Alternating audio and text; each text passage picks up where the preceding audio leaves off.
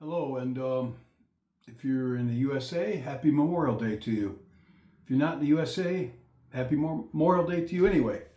I think every country has their own version of Memorial Day. I think it's Remembrance Day in Britain, but Memorial Day tomorrow. And so I thought I'd put this together tonight. And I was going to write it out, honestly, but I've never written anything out. I've never scripted anything on here. And sometimes I probably should have. I got so many, we're talking about the war dead in my country, United States of America. I've got so many mixed feelings on that. And also because I've served 20 years in the U.S. Army in what's called combat arms, which is infantry, armor, and artillery. That's known as combat arms. That's the ones that go out to the field and, the bullet sponges, or they do the killing and they get killed and all that stuff. Though actually in today's modern warfare, nobody's really safe. Hold on a second. Okay. So at the end of this video, I've got a short Memorial Day clip. And I put some, I'm going to flash some pictures throughout this of what is American casualties, to include a little few seconds on a Confederate soldier's grave. I don't believe in good guys, bad guys so much. If you get the working men together, nobody wants to make a war anywhere. It's always politicians and that start these wars, or military leaders, the leadership, dictators, or whoever it could be.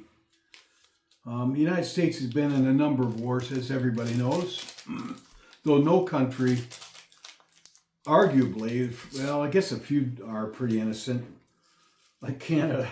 I don't think they've ever attacked anybody yet. I don't know if Trump keeps talking about making them the 51st state. Maybe they'll attack us. I don't know. I'm thinking about making a video on Trump, honestly. And I won't tell you which way I go with Don Trump. But I think everybody on this planet has an opinion of him.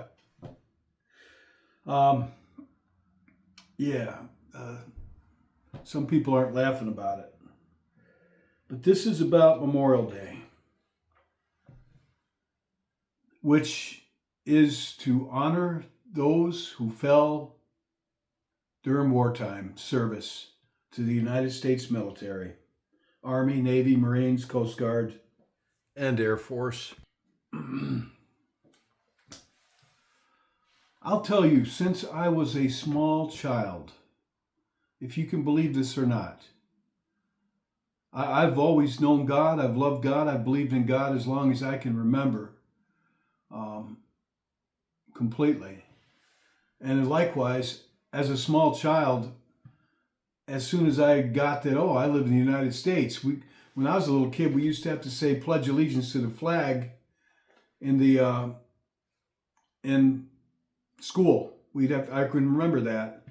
We'd have to stand up, cross our hearts, and say, I pledge allegiance to the flag of the United States of America and to the country for which it stands, one nation, under God, with liberty and justice for all.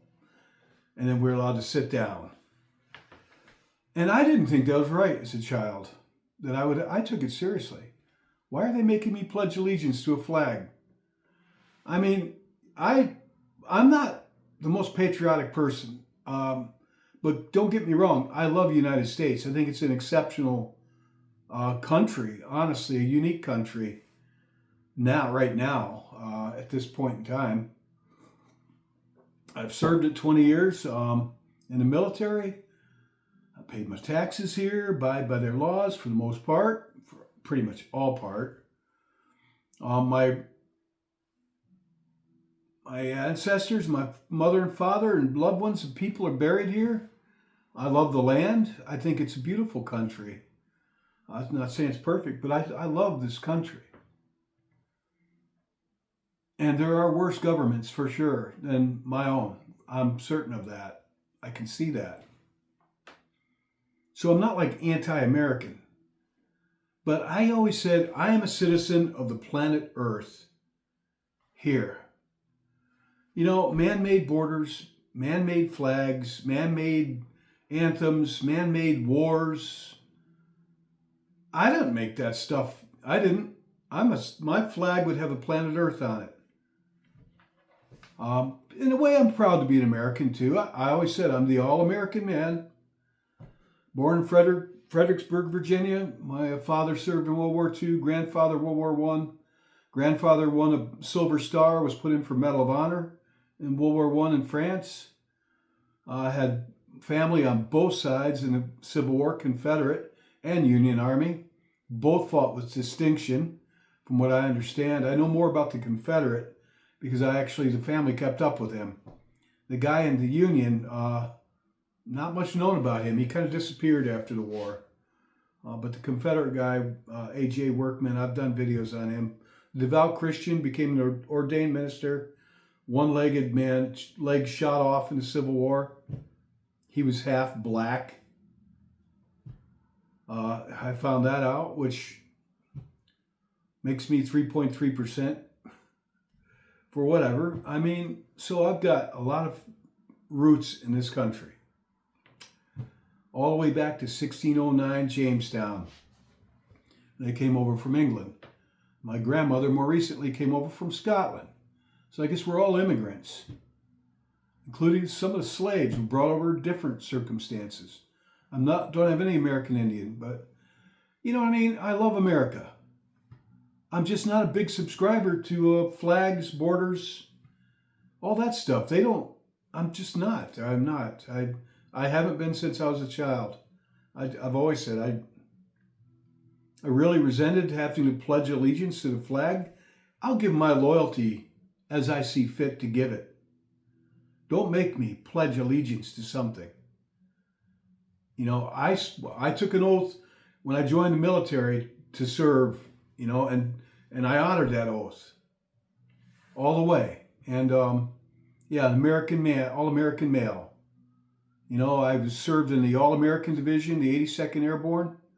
I served in that well. I was a first responder at the World Trade Center on 9/11. So I'm really an all-American kind of guy, you would say. But when it comes to Memorial Day, I have mixed feelings. I feel sad. I totally honor and venerate all of our fallen. I just think most of our wars here have been senseless, with a few exceptions, like World War II. I should have scripted this. But so many wars could have been solved with diplomacy, to include the revolution. I've always said I don't think we call them the founding fathers. I always thought they made a power play. We could have solved it, you know, high taxes. And I've read what they don't tell you is the colonists were paying a lot less taxes than the English people in England were paying more taxes to their government than they were here in America. They don't tell you that. They lead you to believe they were taxing us to death. They weren't. They were actually pretty easy on us. Taxation without representation, I could see the point for that. And really, King George blew it with he really lost the colonies. He could have handled that differently. So the failure in diplomacy primarily lands on King George III. But we could have done better in that regard. There's no sense to take up arms and start killing people over it. In my opinion, it could have been avoided. You know, slavery would have ended a lot sooner than 1865. England abolished slavery in the 1790s. It would be 70 years later or thereabouts until it got abolished in this country. And so freedom and justice for who? The Indians too. I'm sorry, see where I'm coming from. I try to look at things this way. I'm not liberal. Well, I don't think I am. I hope I haven't offended anybody. I'm not bashing America. but I read a lot of history and always have as a child up to present. I eat a lot of history, a lot. I try to look at it from all angles, even the ones that most people don't look at. I look at it from that angle. I've always said God is the only real historian. He knows everything, right down to the thoughts and fears and everything of everybody involved in everything on all sides. I think it's just sad about wars. And where I'm going with this, I'm going to wrap this up. As a Christian,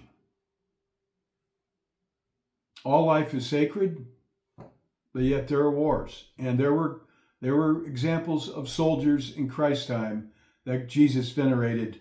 Cornelius and some of the Roman soldiers. I did a video on St. Patrick's Day. I talked about some of them. But Jesus wasn't against people being in the army.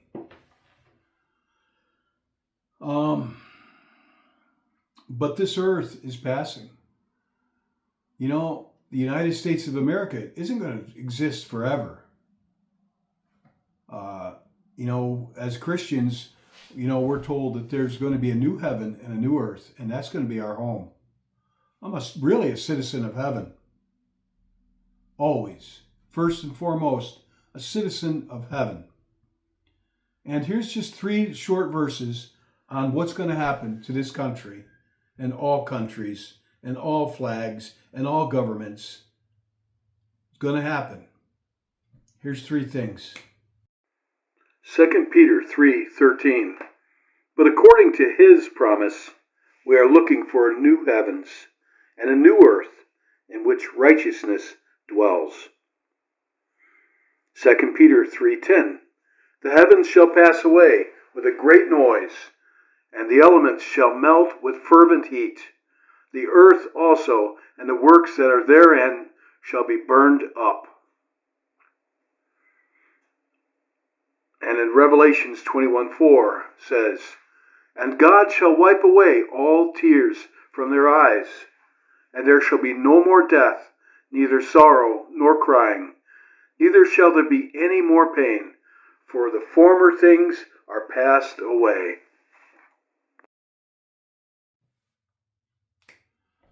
So I plan to cover that. I'm just starting to get into this new earth and new heaven thing because it has connotations for everyday living. I've always been aware of it, but I've never really given it much thought. I think, well, yeah, all right. It's kind of mystical to me. I think it's time for me to delve into it and get to know what it says and present what I have on that. But briefly, this earth will be consumed with fire, destroyed with fire. It says the heavens and the earth and all the elements consumed with fire, as if this whole planet's going to get burned up and God's going to remake it. And there's a timeline with this. And you and I are going to be citizens of this, and the Lord will walk among us. And it's going to be nice, There's not going to be any flags, nothing to die for. I sound like John Lennon now. But nothing to kill or die for. And God. So in one sense, as Christians, how seriously are we supposed to take patriotism or things like that? I mean, what's worth dying for? What's worth killing for? And serving and killing or being killed. Both aren't very good options. And they get people when they're young, because young people, soldiers in wars are young people, some of them very young. And they may be physically at their peak, but they're not completely mentally developed yet in some ways. And they're very malleable. If you give them a cause, a uniform, a gun, put them in a group, and tell them which way to go, they'll go. And even if they don't want to, they'll go because you make them. There are some things I thought about that. What's worth putting the uniform on and going to war for? For everybody has to ask that for themselves. And they used to, when I was in boot camp, basic training and advanced infantry training, they used to, when we were at attention and they're doing an inspection, maybe a captain or first sergeant would get in our face and ask each one of us while we're at attention, why did you join the Army? Why did you join the Army? And some people would say, for the college money. And they'd say, you're a smart guy. Why did you join the Army? Some guy would say, he says this just because they think it's cool. To kill someone legally. I've heard people say that. And they were just, I don't think they were serious. A few might have been, but most of them aren't. And, where am I going with this?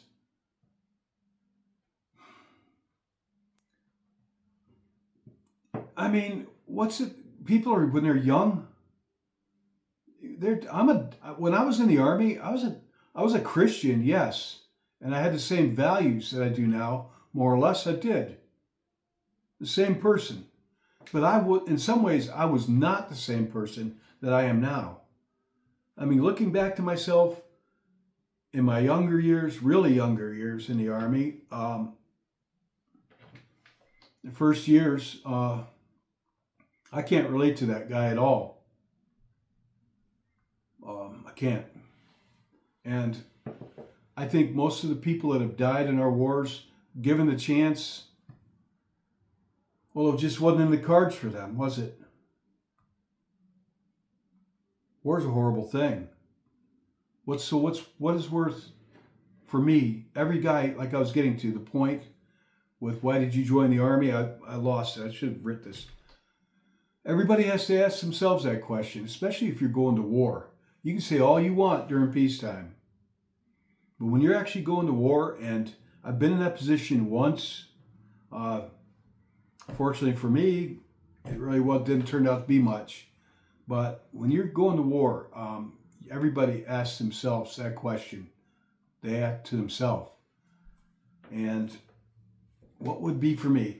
If somebody was invading my country, and we're going to make it illegal and persecute Christians, I would fight for that. I would kill for that.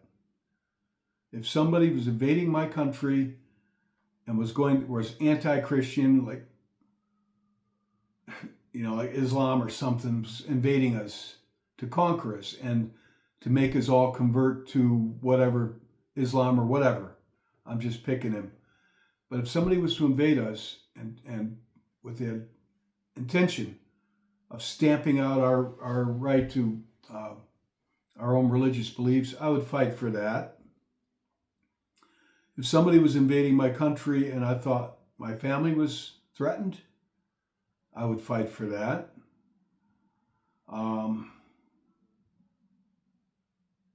That's about it.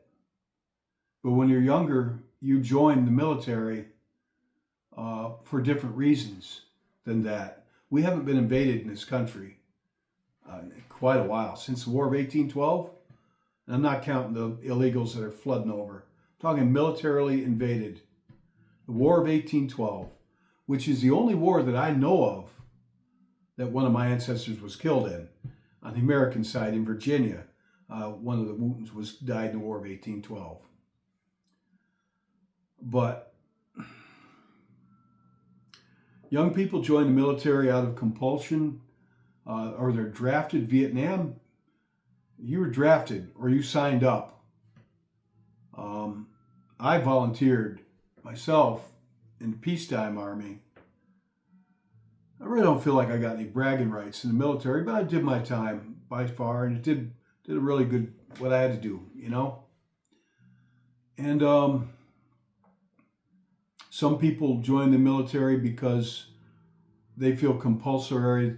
They feel compelled to because, like in the Civil War, the North and South, I believe most of the guys really weren't fired up about getting into a war. Some of them were very naive about it on both sides.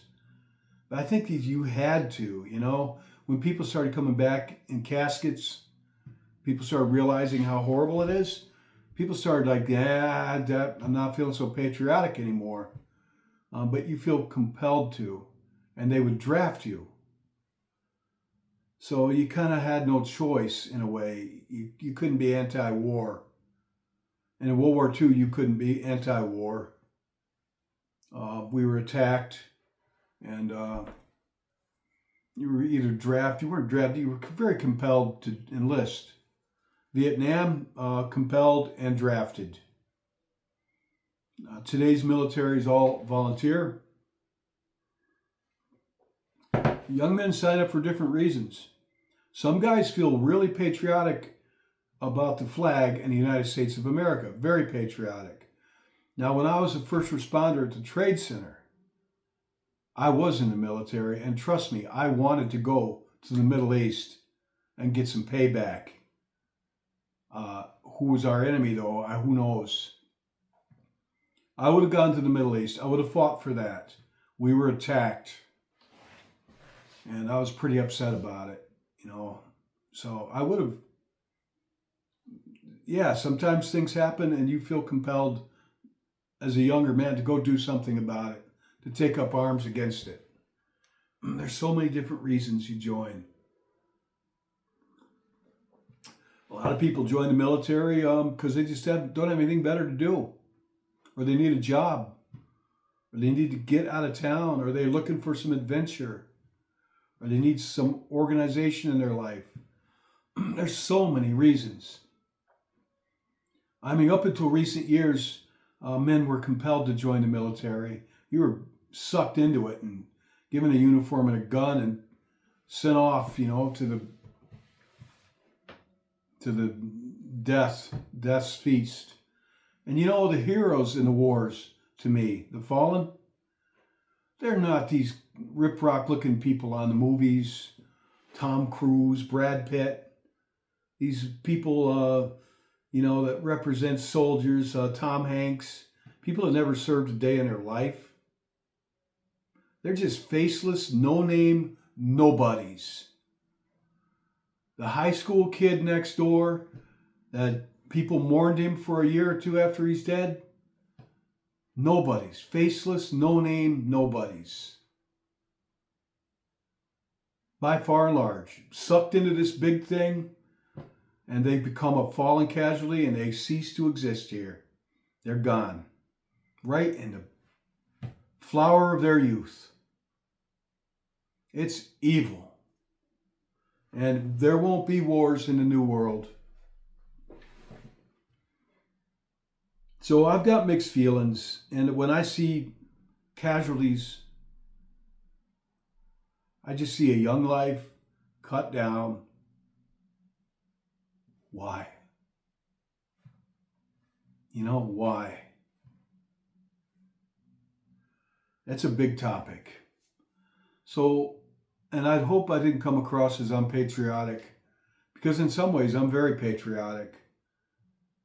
It's kind of hard to explain. I said served 20 years, all my, everything I said, to include being a first responder at the Trade Center. But I will pick and choose who I have allegiances to. And I am loyal to my country, definitely. And I salute those who served. And, hats off and salute to those who've fallen. And I'm going to give them a salute, every one of them, at the end of this video. It's a very, almost like a rabbit hole to look down my feelings about Memorial Day. I don't really find it an occasion like most Americans. They get out there and slam beers and barbecue, and they have a flag put at a half-mast. I think it's more somber for me. It's more somber because so many millions of young men cut down, like the Grim Reaper, laid low, and are no more to this earth. And I don't know, I could go on and on about it. War, why is there war? It's because the world is fallen. And war is, I think, the prime expression of mankind's failure is warfare. And that's coming from a veteran and a guy that served 20 years, and I've got an Army pension. But some of the biggest anti-war people are people that served. But if the cause was right, and like I told you, what's right for me, if we were invaded by somebody that wanted to stamp out my religious beliefs or harm my loved ones, I would pick a gun up and I would go serve. So I get sucked in, everybody gets sucked into it for one way or the other. Honestly, you know who I think the real heroes are in ways? Are like, for me, Vietnam vets who were drafted into an unpopular war. But they went anyway and they served. And those guys that died in Nam, that were drafted into it, an unpopular, deadly war far away, when they were only 17 or 18 years old, right out of high school. And they went and they, no name, faceless people. Nobody famous, nobody rich. Might have been just Joe average, or the high school jock or the least likely to succeed, or, the pimple-faced kid down the block that nobody even knows his name. Those are the real heroes. They're ones that were drafted or they signed up because they felt they had to. So it's a mixed keg. I try to think for myself with things. I don't follow the crowd unless I feel like the crowd's going the way I want to go, which sometimes they are, sometimes they're not. So here's for Memorial Day. I put this together. I'd like to redo it, but I can't because I work today and I don't really have a lot of time. I want to get it done and out for Memorial Day.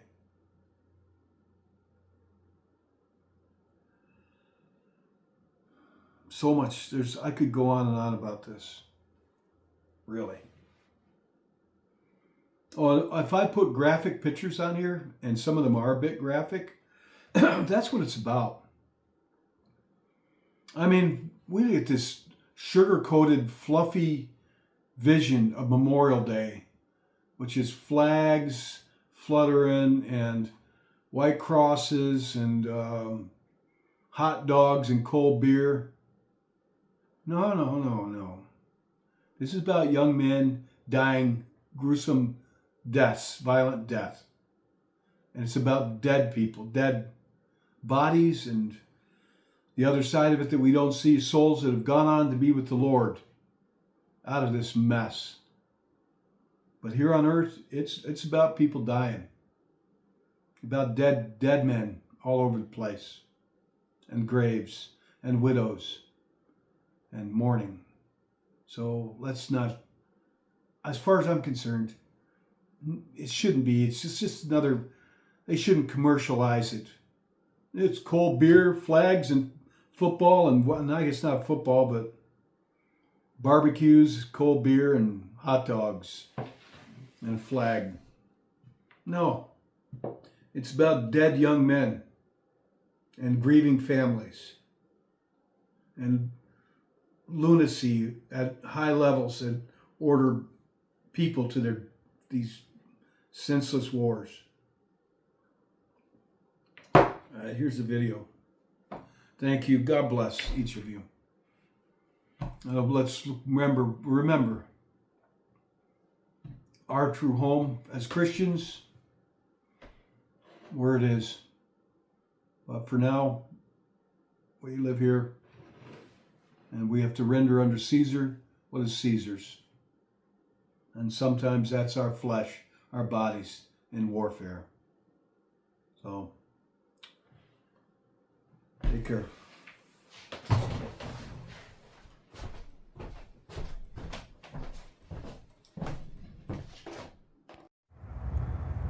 Fine part. Attention. Stand by. Ready. Ready. Aim.